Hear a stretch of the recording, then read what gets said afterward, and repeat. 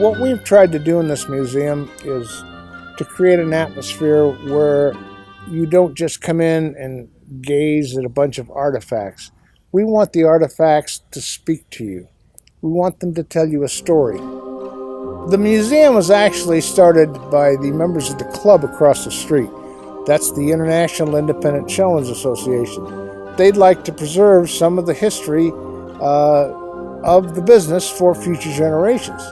To tell the story of who we were, what we were, and what made this crazy business so fascinating, so many of us for so long. A lot of this stuff that you see is over 100 years old, and it's been warehoused and collected. Many of these items haven't seen the light of day for 60, 70 years. All this that you see now has gone away. There's nothing in this building that is on a midway in this country anymore. The Cardiff Giant is what we in the carnival business call a gaff. It's not an actual person. It's a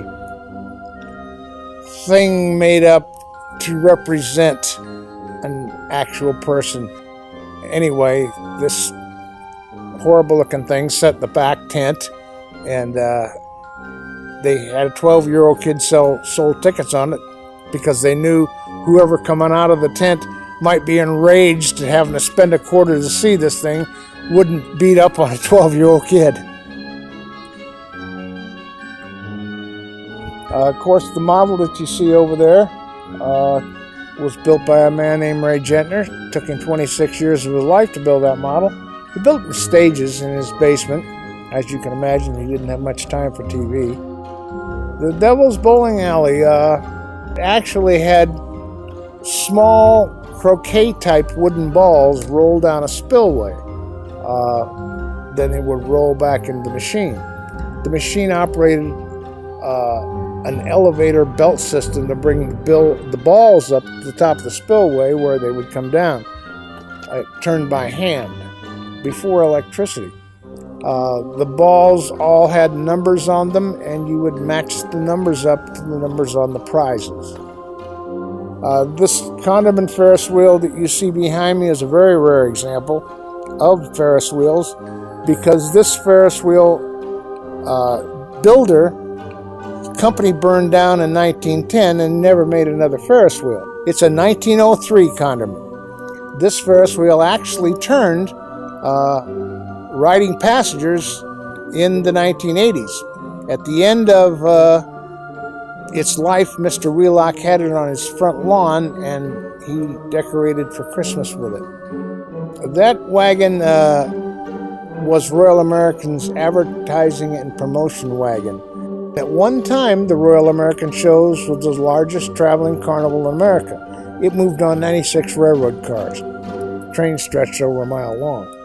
The show operated for decades, but in 1985 it came off the rails, no longer operated as a rail show.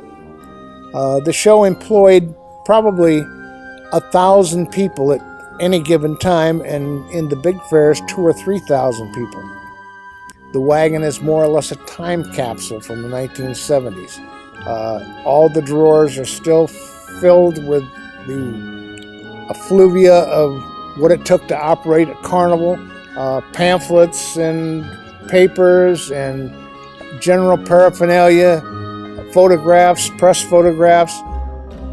They actually closed the door on the wagon and put it away, and the door wasn't open again until it came into this museum. To me, well, I'll tell you, after spending 53 years on the road, this is where I should be at this time of my life. I'm surrounded by the historical significance of the business that I've come to love and has been so good to me. It's just been great, and this is where I want to be, trying to pass on that heritage to generations who will come behind me. We want to tell the story on a personal nature so that you feel connected with it. And I think that we do the job, because everyone that walks out of here says, boy, that brought back a lot of memories.